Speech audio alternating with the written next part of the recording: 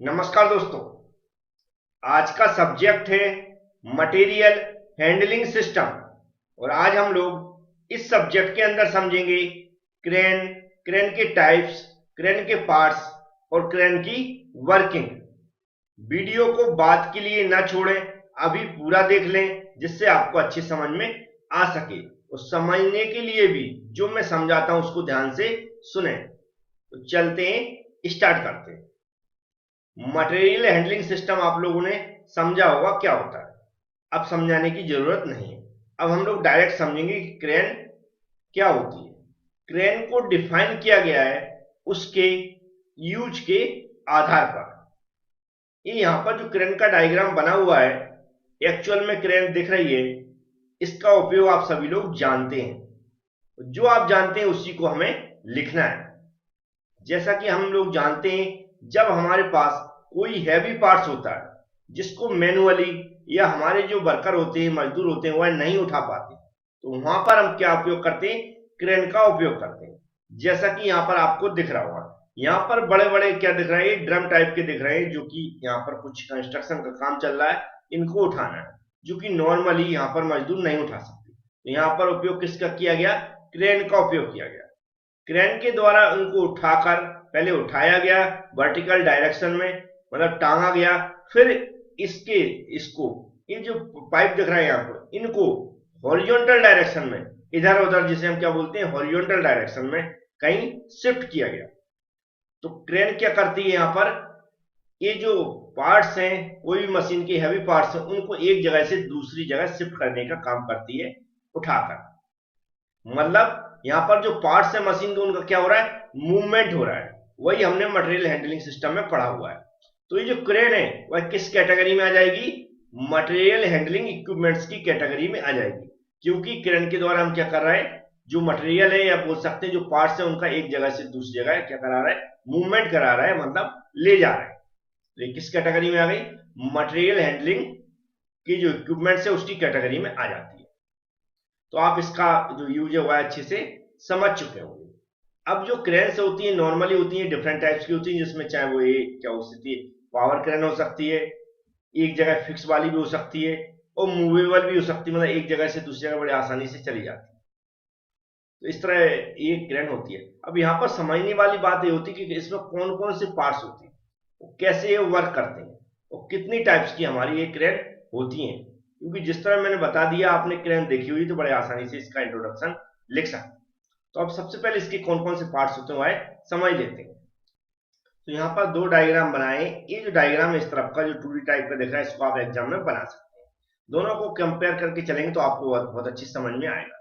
सबसे पहले बात करते हैं बेस की। जो यहाँ पर आपको लिखा बेस, ये जो नीचे वाला पूरा सिस्टम, इसको हम क्या बोलते हैं? बेस है। जैसा कि यहाँ पर आपको दिख रहा है, ये बेस रहता है जिस पर पूरी जो क्रेन है वह इस पर टिकी रहती है।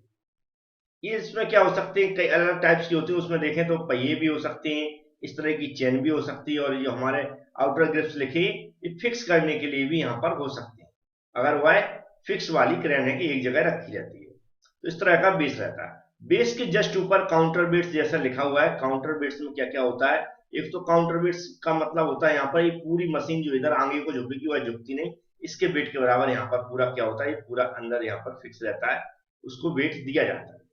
इसके साथ अटैच रहती है यहाँ पर केबन टाइप की दिख रही है, केबन। यहाँ पर केबन बनी थी छोटी सी, यहाँ पर बनी हुई आप देख सकते हैं, ये जो छोटी सी बनी हुई है, इसमें क्या ड्राइवर की बैठने की व्यवस्था होती है। और ड्राइवर क्या करता है? इसको पूरा ऑपरेट करता है। और ड्राइवर की इसके अंदर ही यहाँ पर क्या होता है? पूरा मैकेनिज्म रहता है। यहाँ पर गियर, लीवर, गियर के जो लीवर है, और जो पूरा इसको ऑपरेट करने का सिस्टम रहता है, इसे हम मैकेनिज्म बोल सकते हैं, वह इसी के अंदर रहता है। इसके अंदर एक केबन है, इसी के अंदर रहता है। अब इसके बाद जो पूरा सिस्टम होता है, उसमें सबसे इंपॉर्टेंट क्या होता है? जो यहाँ पर आपको दिख रहा है इतना हिस्सा, इसमें क्या होते हैं? जो होइस्ट होते हैं, होइस्ट में पढ़ा चुका हूँ, डिफरेंट टाइप्स के होते हैं। वह पूरा होइस्ट का मैकेनिज्म होता है। होइस्ट का मैकेनिज्म बोले तो इसमें पूरी चेन होती है, हुक होते हैं, और ऐसे ही पूरा क्या होता है? ये उठाने का सिस्टम होता है। मतलब मटेरियल को, जो उसी पार्ट्स को उठाने का जो सिस्टम होता है वह होता है। वेस्ट में बोले तो यहाँ पर देख रहे हैं, अब आपको हम देखते हैं कैसे ये हुक होता है। इस हुक का काम होता है कि जिस भी पार्ट्स को हमें उठाना है वह इस पे लटका दिया जाता है, इससे बांध दिया जाता है, ऐसा बोल सकते इसमें यहाँ बेयरिंग वगैरह रहती हैं या पुली बोल सकते हैं, जिस पर ये क्या होती है, चढ़ी रहती है, जिससे कि आसानी से इसको नीचे लाया जा सकता है या फिर ऊपर खींचे जा सकता है। पुली या फिर क्या हो सकते हैं, बेयरिंग पुली पुली रहती है, बेयरिंग इसके अंदर क्या होती है, पूरी मूवेबल रहती है। इस तरह ये जॉइंटों में रहती है।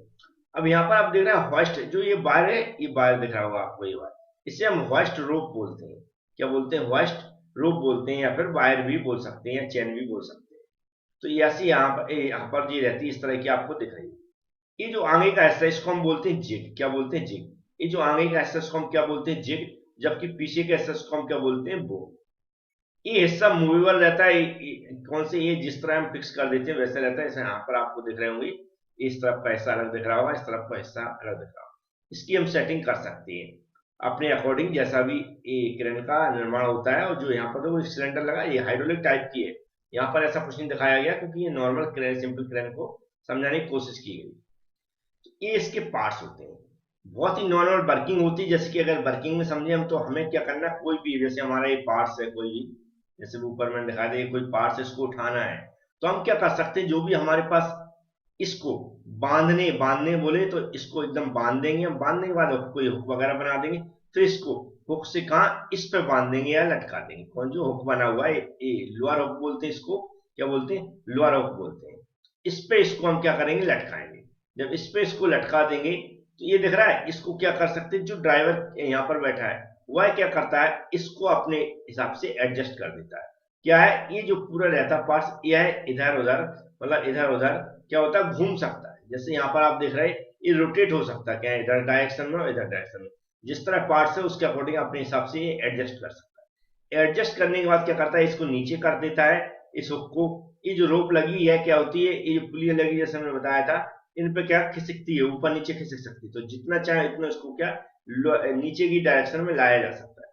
तो इसको नीचे लाने के बाद, एडजस्ट करने के बाद, इस पे क्या बांध दिया था। फिर से ड्राइवर अपनी पोजीशन लेता है, जो यहाँ लीवर लगे रहते हैं, गियर लगे रहते हैं, उनकी सहायता से क्या करता है, इनको मूव करा सकता है। इसको फिर से इसको ऊपर लेगा, टाइट कर लेगा। टाइट करने के बाद ये जो रोप जब टाइट हो जाएगी, फिर इसके बाद धीमे धीमे जो वेट से उसको उठाता है। वो बैलेंसिंग कंडीशन में जब उठाएगा तो धीमे धीमे वेट उठ जाएगा। वेट उठने के बाद इस वेट को शिफ्ट किया जाता है हॉरिजॉन्टल डायरेक्शन। हॉरिजॉन्टल डायरेक्शन, मान लो यहाँ से वेट उठाया उसने, वही यहाँ से बांध क्या करे, यहाँ ले जाना है, तो क्या करेगा, पहले तो वर्टिकल डायरेक्शन में इसको हैंग करेगा।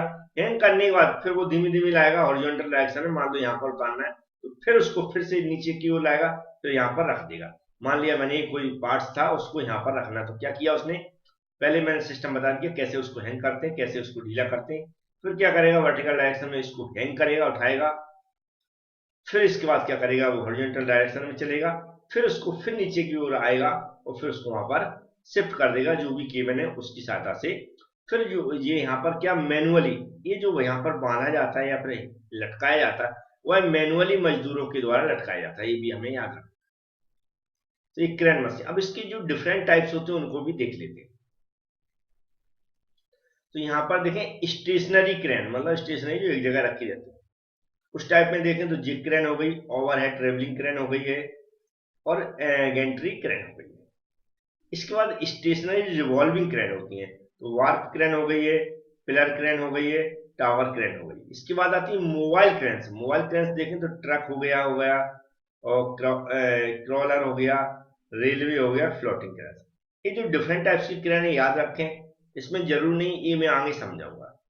आपके सिलेबस में जो क्रेन्स के नाम दिए गए, सिर्फ उन्हीं को मैं समझाने वाला हूँ, क्योंकि थ्योरी एग्जाम में जो क्वेश्चन पूछा जाएगा तो उसी पर पूछा जाएगा। किसी को भी पढ़ने में प्रॉब्लम आ रही है, तो जो हमारी एबी क्लास एप्लीकेशन है, उसमें कंप्लीट पीडीएफ नोट्स आपको मिल जाएंगे।